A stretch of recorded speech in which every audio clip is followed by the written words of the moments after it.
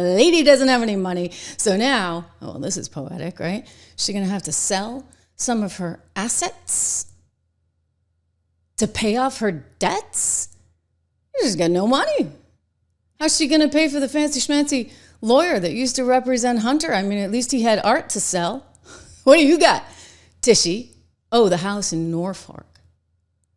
Did I say that right? Virginia. Someone said the other day it was like poor folk, Norfolk. There we go. Okay, now I got it. Anyway, Abby Lowell, he's a pretty penny, right? Maybe he'll take you on pro bono. Not. No one's taking you pro bono. No one likes you. The media doesn't like you. Andrew Cuomo, who may be the next mayor of New York, really doesn't like you. Oh, I don't know what you're going to do then. All your funding's going to dry up because nobody in New York State likes you, honey bunny. Okay, take a look here. She wants $10 million. No wonder they don't like her. $10 million to pay for Abby Lowell. And they wrote this somehow in there, tried to like slip a fast one by everybody, but leave it to the media. This is when they do a good job at their job. The New York Post picking up on it, even New York Magazine, again, liberal place, picking up on it. She has inexplicably chosen to use the resources of her public office to respond to the investigation, they write. James has again displayed dubious ethical instincts in her response to the pending inquiry. Dubious ethical instincts. You better believe these are super dubious. John Luna, thank you so much for the support. Let me see if I can get you up there. Okay, we're going to try again on another screen. You see, my tech skills are ever so slightly challenged from time to time. I think this is incredibly poetic. But John, thank you for the support. We're fully independent over here. We like it that way. So it's really great all that you guys are doing to bring attention to the show. He's just giving me a super chat. Nice. Good afternoon to you as well. Thank you again for all the support. Much appreciated. This woman, we do this story a lot, and people say, why do you keep doing it? And one, I do it because, well, to me, this was the most fascinating case, okay? The most fascinating case of all the cases, and perhaps just the worst. Like, Fanny's was bad. I get it. Alvin Bragg's was bad. Jack Smith, of course. But this one, and perhaps it goes back to my financial background, I really thought was threatening in terms of overall business in the state of New York, and importantly in New York City, which is the financial capital of the world. So you've got some kind of crazy DA out there who has a vendetta. It reminds me, I also spent a lot of time, about 6 weeks, covering the Duke lacrosse story. Remember that horrible thing?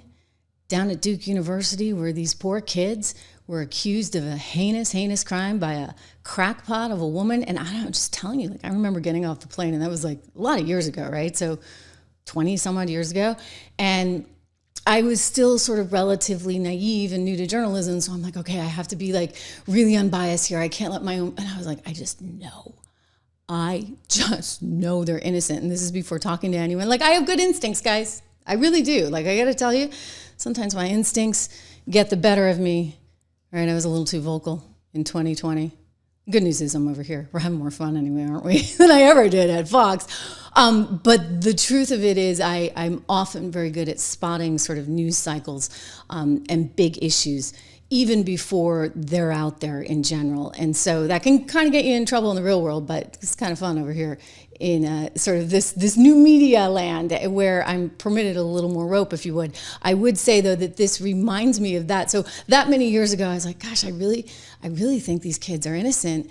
And I was right. All right, that was an aggressive, nasty, political animal of a DA in Mike Nifong. And he wound up getting disbarred for that, right? And he was run out of town. I mean, the guy was a total jerk. He did that for his reasons because he was running for re-election. He was trying to appeal to his voter base there and really obviously work the whole race thing. And I don't see him as entirely dissimilar from what Letitia James was doing. This is a civil case. In her case, it's a criminal case because they were federal taxpayer dollars and she could actually find herself in the slammer for up to 30 years. In his case, he also was in a tremendous amount of trouble. In Donald Trump's case, which she was trying to bring against him, that can't fly as a criminal prosecution because it was a civil case where you actually had no victims. So she's looking at 30 years. And gosh darn it, she ought to face them. Like, she really ought to face him. So I keep doing this story, and we got other news to get to today, I know, but I want to keep this front and center on your agenda, because this is in some ways, I think, emblematic of everything that went down for the last 4 years of the Biden administration and everything that's coming forward now. So you had these unscrupulous, in my estimation, people who are now being accused of actual mortgage fraud that would be criminal in nature. And to think that she was trying to go after him for something similar, where all the judges were like, you don't have a case here. So this is really important. This is really important because a lot of bad stuff went down, and I find this to be the most poetic of all of it, especially given that now that she's out of money and can't pay her high-priced attorney that represented Hunter Biden, at least he had the art, I'm not sure what she's going to do other than maybe sell some of her assets? Justice. 4 days after a judge ordered Donald Trump to pay $355 million for a decade of fraud, New York Attorney General Letitia James says she's prepared to do everything she can to make sure the former president pays his fine, including, she told us, seizing the buildings that bear his name. If he does not have funds to pay off the judgment, then we will seek, judgment enforcement mechanisms in court, and we will ask the judge to seize his assets.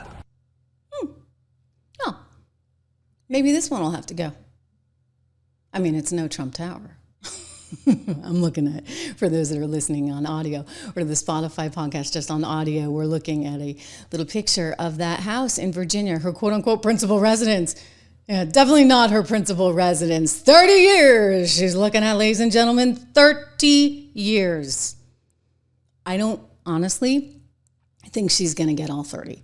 I mean, maybe they'll say, hey, the threat of 1 and we'll let you off for good behavior. But I think there's a lot of shame that comes with this. I think she should be disbarred. New York is looking into that. We've heard, of course, from Elise Stefanik in the past. We've heard from others that are now going to the New York Bar Association and saying, wait a second, why can't I have this woman? If she's being accused, right, of this federal crime, once the indictment hits, I think what's going to hit the fan. It's kind of like out in Wisconsin where the judge got indicted by the federal government for impediment because she was bringing an illegal right into her courtroom. So, ICE is over there. Let me just let you out the back door. So it's going to be a similar kind of thing. So there's going to be a lot of shame. Her political career is over. She hates Andrew Cuomo.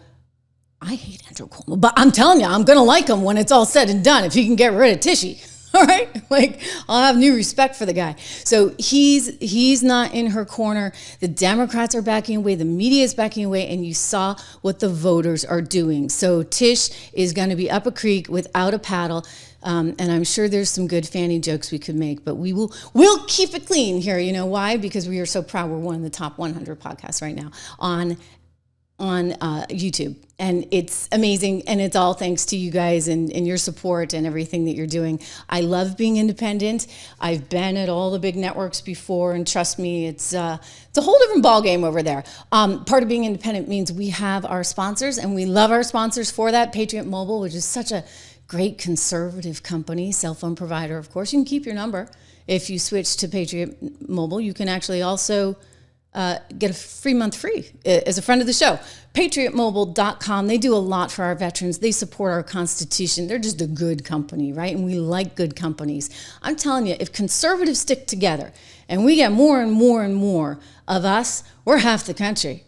Kid Rock said this. Actually, we're going to play this as a short on my feed on YouTube this weekend. Kid Rock said this actually in an interview this week. He was like, you know what? I made a decision a long time ago. Who cares about everybody else? Let me just be me and be one with my base, because you know what? That's like half the country. And so for all those that try to cancel us, guess what?